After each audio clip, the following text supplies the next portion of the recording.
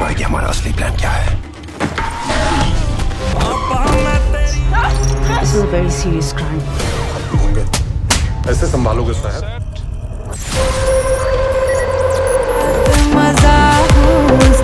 मेहताना rajma market मचा।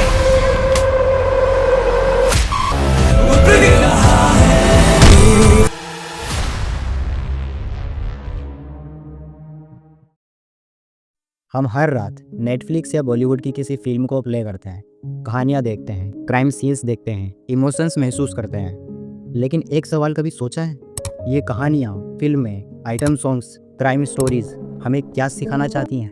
क्या ये सिर्फ एंटरटेनमेट है या एक हिडन एजेंडा भी छुपा हुआ है? बॉलीवुड और नेटफ्लिक्स दोनों नए जमाने के सिनेमा हैं। दरवाजा खोलो, दादा मनोहर भाई के नाम पर वारंट है। अंदर ये शस्त्रधारी देख रहे हो? बाहर सरकारी कर्मचारी देख रहे हो? ये सिर्फ हमें कहानियां नहीं बताते, बल्कि हमें दिखाते हैं कि सोसाइटी का असली चेहरा क्या है। लेकिन इन्हीं कहानियों का एक दूसरा पहलू भी है, जो शायद हमें और सोसाइटी को गलत रास्ते पर ले जा रहा है। और इसका प्रूफ है real world data.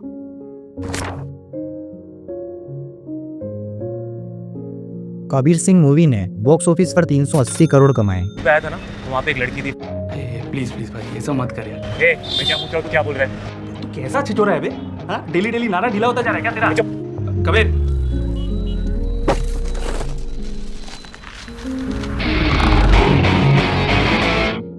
Rocket alcohol ये सब बोल रहे तेरे बारे में, बहुत सिक।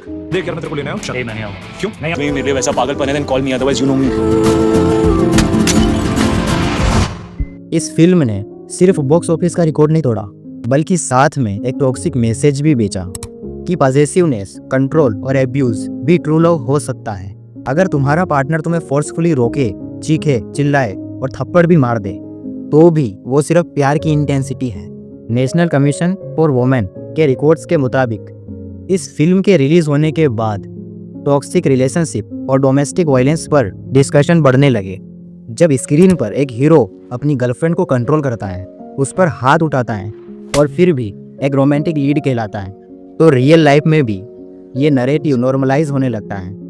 इस पर की गई स्टडीज हमें ये दिखाती हैं कि जब एब्यूसिव रिलेशनशिप को ग्लैमराइज किया जाता है तो लोग इसे नॉर्मल मान लेते हैं। बॉलीवुड एक इमेज क्रिएट कर रहा है जिसमें गुस्सा, ऑब्सेशन और जेलेसी ट्रू लव का एक नया डेफिनेशन बन चुका है। OTT प्लेटफॉर्म भी इसी फॉर्मूले को फॉलो कर रहे हैं। पजेशनेट लव का मतलब एक दूसरे की आज़ादी को छीन लेना बना दिया गया है। लेकिन सवाल ये है, ये सिर्फ एंटरटेनमेंट है या फिर स्लो पॉइजनिंग? क्या हम सिर्फ एक फिल्म देख रहे हैं या अपनी रिलेशनशिप का फाउंडेशन बिगाड़ रहे हैं? प्यार सिर्फ तभी खूबसूरत है जब दोनों आज़ाद हैं, वरना वो सिर्फ ऑब्सेशन है। नेटफ्लिक्स और बॉलीवुड का एक और बड़ा ट्रेंड है क्राइम को स्मार्ट और स्टाइलिश बनाना। स्कैम 1992 ने 1000 करोड़ के हर्षद मेहता स्कैम को एक हीरोइक स्टोरी की तरह दिखाया, जिसमें एक मास्टरमाइंड को अंडरडॉग जीनियस के रूप में प्रेजेंट किया गया। इसका रिजल्ट क्या निकला? स्टॉक मार्केट फ्रॉड्स और ज्यादा बढ़ने लगे। NCRB national crime records bureau के डाटा के मुताबिक 2021 से 23 के बीच साइबर क्राइम और फाइनेंशियल फ्रॉड में 25% का इंक्रीज देखा गया। जब एक कॉन आर्टिस्ट को स्क्रीन पर जीनियस मास्टरमाइंड के रूप में दिखाया जाता है, तो असली दुनिया में नए स्कैमर्स के लिए एक ब्लूप्रिंट बन जाता है। जामतारा सीरीज के बाद फिशिंग स्कैम एक नए तरीके से शुरू हुआ, जिसमें छोटी जगहों से आने वाले लोग बड़े शहरों के लोगों को डिजिटल छलावा देने लगे। एक सीरीज जो वार्निंग हो सकती थी, वैसी स्टोरी बनी जो नए फ्रॉड और स्कैमर्स को आइडियाज देने लगी। मनी हिस्ट और नार्कोस जैसे शो क्राइम को सिर्फ दिखाते नहीं, उसे कूल बनाते हैं। एक मास्टरमाइंड जो सोसाइटी से बदला लेना चाहता है, या एक गैंगस्टर जिसे पावर के लिए पूजा जाता है। ये कहानियाँ सिर्फ रियलिटी रिफ्लेक्ट नहीं करती, कभी कभी नए लोगों को उस रास्ते पर भी डाल देती हैं।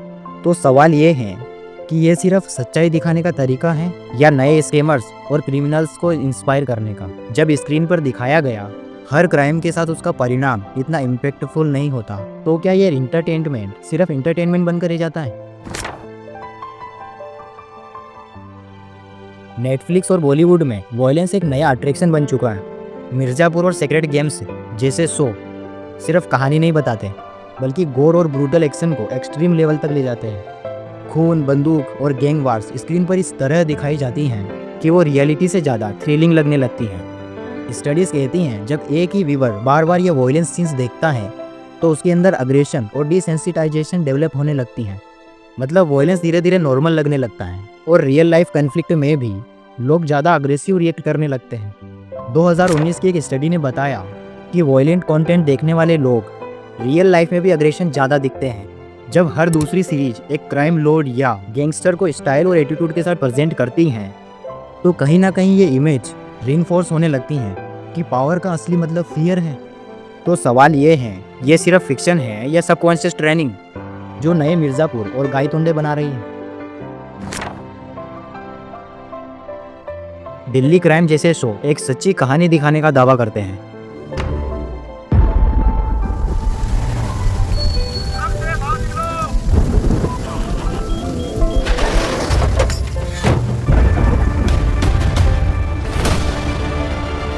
खुलेआम लड़कियों को बेच रहे होंगे और कोई कुछ नहीं बोलेगा।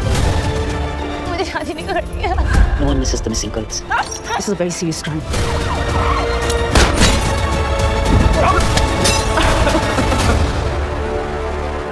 लेकिन जब किसी ब्रूटल क्राइम को ऑन स्क्रीन सेंसेशनलाइज किया जाता है तो लोग सिर्फ शॉक होते हैं, एक्शन नहीं लेते। 2012 के निर्भया केस को दिखाने वाली इस सीरीज ने एमी अवार्ड जीता।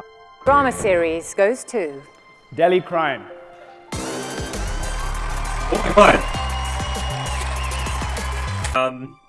Thank you. This was director Reggie Mehta expressing his thoughts after his web series Telecrime bagged the prestigious Best Drama Series Award at the 2020 International Emmy Awards. पर क्या ये awards और TRP के अलावा ground level पर कुछ कर पाए? डाटा के मुताबिक इंडिया में हर 16 मिनट में एक रेप केस रिपोर्ट होता है, लेकिन कन्विक्शन रेट सिर्फ 28% है। जब एक क्राइम स्टोरी स्क्रीन पर एंटरटेनमेंट बन जाए और उसे देखने वाले सिर्फ डिस्टर्ब्ड महसूस करें बिना किसी रियल एक्शन के, तो इसका इम्पैक्ट सिर्फ एक और कमर्शियल प्रोडक्ट बनकर रह जाता है। तो सवाल ये है कि ऐसे शो अवेयरनेस बढ़ाने के लिए हैं या सिर्फ एक नया ट्रेंडिंग शैली जो क्राइम्स को बेचने लायक स्टोरीज बना रहा है। नेटफ्लिक्स का असली एजेंडा सिर्फ एंटरटेनमेंट देना नहीं बल्कि एक माइंडसेट शेप करना भी है। 2019 में सेक्रेड गेम्स 2 रिलीज होने के बाद हिंदू फोबिया और इंडियन कल्चर के रिप्रेजेंटेशन पर डिबेट्स तेजी से बढ़ गई। बार बार ऐसा कंटेंट दिखाया जाता है जो अपनी ही संस्कृति को नेगेटिव लाइट में रखने की कोशिश करता है।